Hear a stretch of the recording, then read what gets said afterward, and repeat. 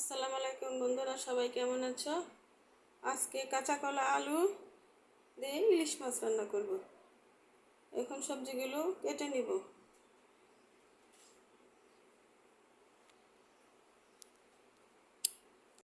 বন্ধুরা দেখুন, গরম তেলে পেঁয়াজ দিয়ে দিলাম। কাঁচা কলা আলু দিয়ে ইলিশ মাছ রান্না হবে।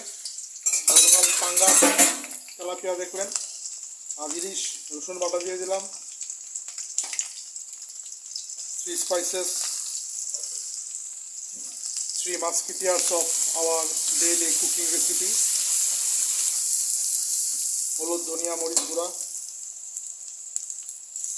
হালকা পানি দিচ্ছি মশলাটা লেগে না যায়, আগুনে পুড়ে না যায়। ইলিশ দিয়ে দিচ্ছি, ফ্রেশ ইলিশ।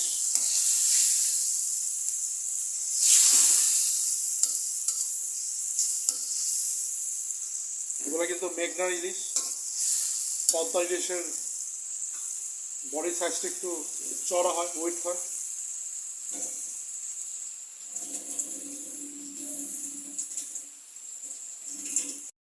এখন দিয়ে দিচ্ছি কাঁচা কলা, green tomato, as usual the essence of our daily cooking, main point of our food, potato. আলু হচ্ছে দ্য অ্যাপেল, আমাদের মধ্যমন। বন্ধুরা দেখুন, ইলিশের তরকারি, কাঁচা কলা দিয়ে ইলিশ, বেগুন দিয়ে ইলিশ, এগুলো একটু অনেক আমাদের ট্রেডিশনাল ফুড, আমাদের বেঙ্গলি কুইজিনে।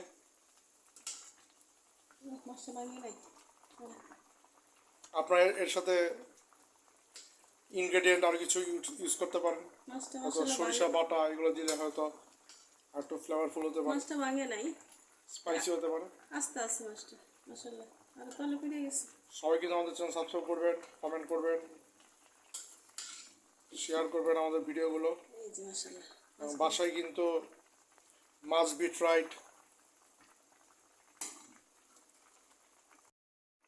রান্নাটা হয়ে গেছে বন্ধুরা, এভাবে আপনারা রান্না করে খাবেন। ইলিশ মাছের তরকারিতে এমনিতেই ভালো লাগে খেতে সবার।